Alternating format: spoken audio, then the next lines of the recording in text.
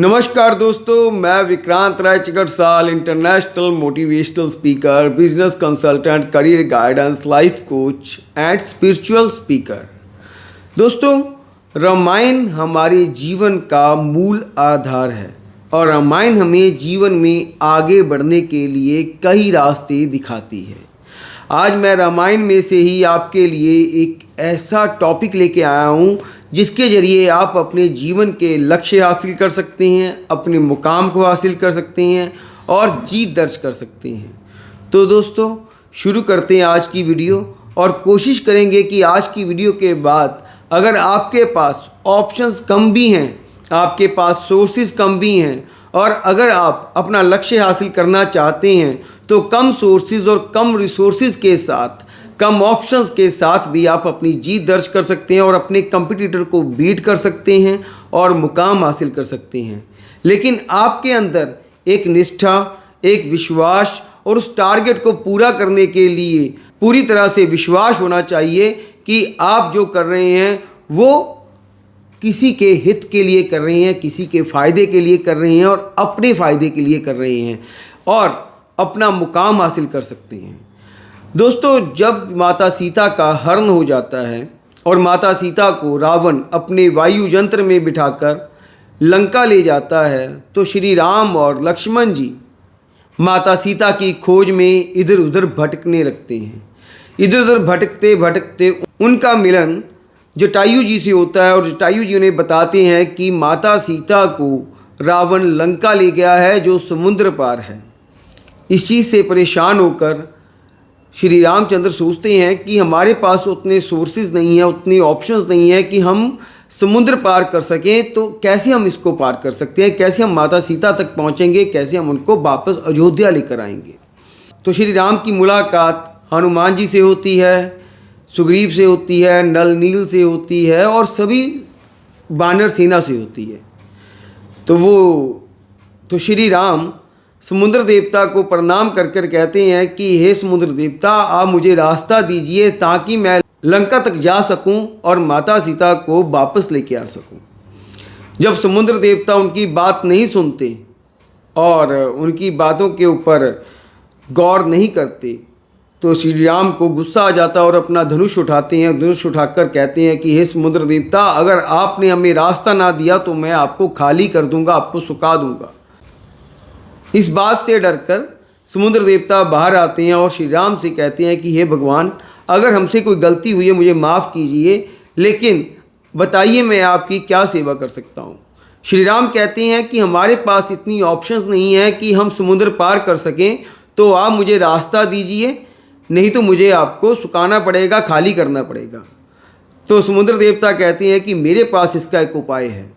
बेशक आपके पास ऑप्शंस कम हैं, आपके पास रिसोर्सेज कम हैं, लेकिन आपके पास जितने रिसोर्सेज हैं आप उसके ज़रिए लंका तक पहुंच सकते हैं और अपने जीत को दर्ज कर सकते हैं। समुद्र देवता कहते हैं कि आपकी सेना में दो वानर हैं, नल और नील। नल और नील जब छोटे थे तब ये बहुत शरारती हुआ करते थे और ऋषि मुनियों के कपड़े उठाकर पानी में फेंक दिया करते थे। इसी चीज़ से एक ऋषि को गुस्सा आया और उन्होंने इन्हें श्राप दे दिया कि अगर ये कोई भी चीज़ पानी में फेंकेंगे तो वो डूबेगी नहीं, वो पानी में तैरने लगेगी। यही श्राप इनका आज आपके लिए वरदान है। तो अगर ये शिला उठाकर, किसी पत्थर उठाकर पानी में फेंकेंगे तो वो डूबेगा नहीं, तो वो तैरने लगेगा, जिससे आपकी एक सेतु तैयार हो जाएगा और आप आराम से लंका तक पहुंच पाएंगे, लंका पर जीत दर्ज कर पाएंगे। ये बात सुनकर श्री राम को बड़ी प्रसन्नता हुई, खुशी हुई और उन्होंने वैसे ही नल और नील की मदद से एक सेतु तैयार किया।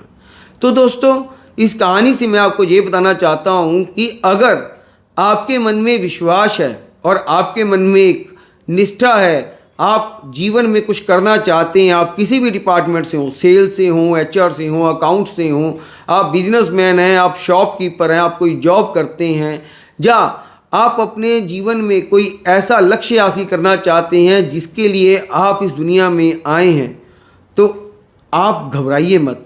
बेशक आपके पास आपके कंपटीटर के मुकाबले उतनी ऑप्शंस ना हो, बेशक आपके पास आपके कंपटीटर के मुकाबले उतने रिसोर्सेज ना हो, लेकिन अगर आपके मन में विश्वास है और आपका टारगेट सच्चा है और आप सच में जीत दर्ज करना चाहते हैं, तो आपके पास जितने रिसोर्सेज हैं आप उसी के जरिए उस मुकाम तक पहुंच सकते हैं। जैसे भगवान श्री राम ने जितने रिसोर्सेज थे उसके जरिए लंका पर विजय हासिल की और माता सीता को वापस लेकर आए, उसी तरह से अगर आप एक विश्वास बनाएं, निष्ठा बनाकर रखें और आगे बढ़ते रहें और जितने रिसोर्सेज हैं उसके जरिए आगे चलते रहें, तो आप एक दिन अपना मुकाम हासिल करेंगे और जीत दर्ज करेंगे और अपने कंपटीटर को बीट कर उससे आगे निकल कर जाएंगे।